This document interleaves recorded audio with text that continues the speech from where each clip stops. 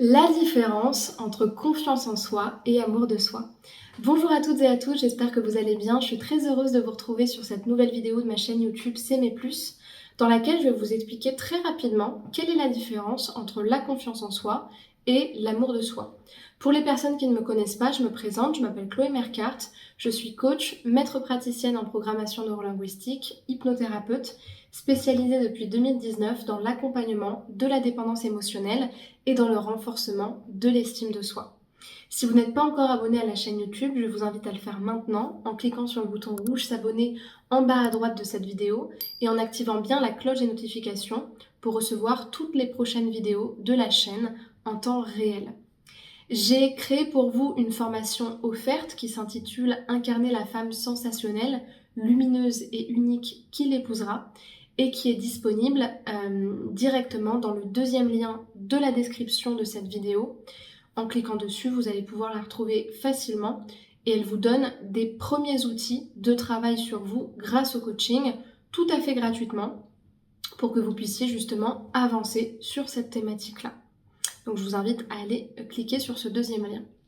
Alors, la différence entre l'amour de soi et la confiance en soi, j'aimerais un petit peu vous l'expliquer comme une sorte de pilier interdépendant. En fait, quand on parle d'estime de soi, on parle en réalité de 3 piliers qui pour moi fonctionnent un petit peu comme sur une pyramide. Le premier pilier de l'estime de soi, c'est l'amour de soi. L'amour de soi, c'est quelque chose qui est lié à la conscience de sa valeur inconditionnelle. En fait, l'amour de soi, c'est lié à notre amour inconditionnel pour nous. À quel point est-ce qu'on a conscience de notre valeur? À quel point est-ce que l'on s'aime? À quel point est-ce qu'on prend soin de soi? À quel point est-ce qu'on prend des décisions qui vont dans l'amour de nous-mêmes, dans le développement de notre valeur? C'est vraiment pas quelque chose qui est lié aux capacités ou à la performance. C'est même pas quelque chose qui est lié aux objectifs. C'est quelque chose de très abstrait et de très global qui est lié à notre énergie vis-à-vis de nous-mêmes et à notre manière de nous comporter vis-à-vis de nous-mêmes. Une personne qui s'aime, c'est une personne qui, pour moi, va prendre l'ensemble de ses décisions par rapport à ce qui est bon pour elle, et notamment dans les épreuves difficiles. Une personne qui va s'accompagner, qui va se consoler, une personne qui va avoir le courage, parfois, de ne pas être aimée si elle doit prendre des décisions, poser des limites, ou tout simplement se respecter dans une relation où une personne n'est pas capable de lui apporter ce qu'elle veut. Pour moi, l'amour de soi, c'est comme un gouvernail, une sorte de destination, de quelque part de thermostat, de où est-ce que je mets ma valeur.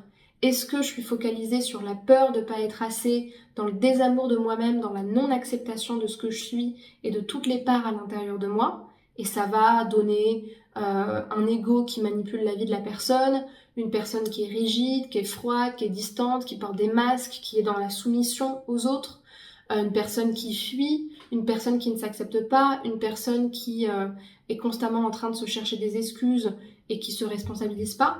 Alors que quand on est dans l'amour de soi, on est dans...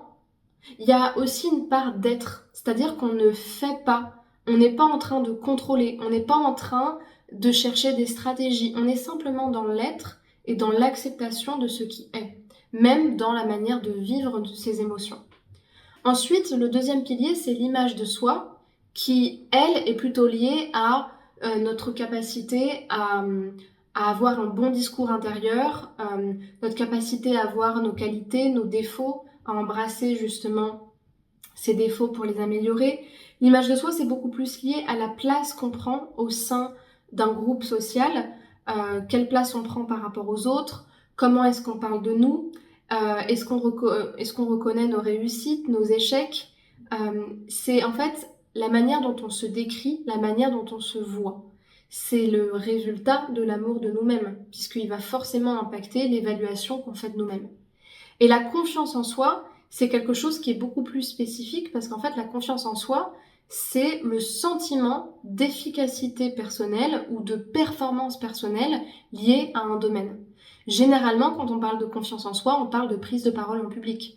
Quand les personnes disent j'ai pas confiance en moi, généralement, elles pensent en fait je suis pas capable de m'affirmer par rapport aux autres, j'ai peur du conflit, je sais pas poser mes limites, j'ai peur de parler devant tout le monde. En fait, souvent, elles parlent de leur confiance en elles dans tout ce qui va être dans l'affirmation de soi, ce qui est vrai et ce qui est une part de confiance en soi. Mais ça va être aussi des personnes qui, plus généralement, ne se sentent pas assez. Pas assez pour apprendre, pas assez pour performer, pas assez pour être aimé. L'impression de pas plaire, avoir peur de décevoir, avoir la sensation qu'on n'est pas assez en réalité. Et puis après, ça va être le niveau de confiance en soi par rapport à plein d'autres domaines. À quel point est-ce qu'on est capable d'apprendre à apprendre, d'apprendre à se perfectionner en passant d'un point où on n'est pas compétent. Exemple très concret.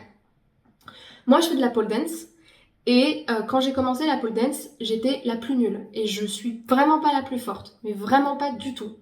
Par contre, j'ai remarqué un truc qui m'a beaucoup marqué, c'est que les filles qui se perfectionnaient le plus, c'était aller de pair en fait avec des caractères de personnes qui se mettaient en avant dans le sens où elles ne se cherchaient pas des excuses. C'est-à-dire qu'en fait, elles n'allaient pas s'enfoncer pour s'enfoncer. Là où des femmes qui se perfectionnent moins bien, mais qui paradoxalement ont peut-être plus de niveau ou plus de capacité physique, vont constamment se remettre en question.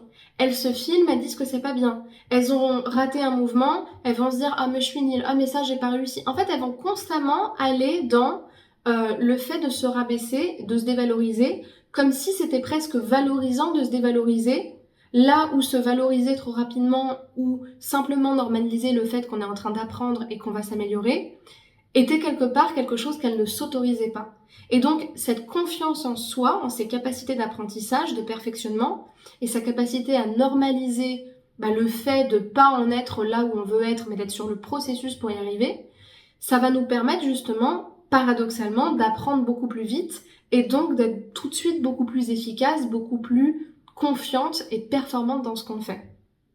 Voilà pour la différence entre l'amour de soi et la confiance en soi. Si vous avez des questions, des partages à me faire, écrivez-les dans les commentaires pour que je puisse le voir et vous répondre.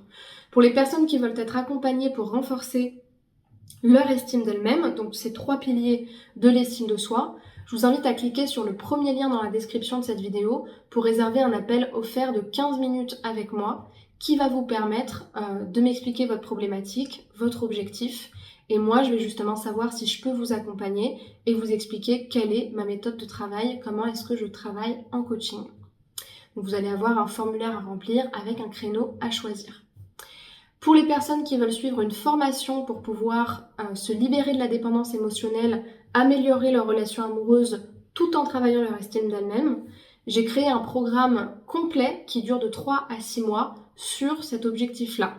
Il s'appelle Confiante, indépendante et envoûtante et il vous permet, dans un programme en ligne, de vous donner tous les outils dont vous avez besoin pour apprendre en autonomie, à votre rythme, à renforcer justement ces aspects-là.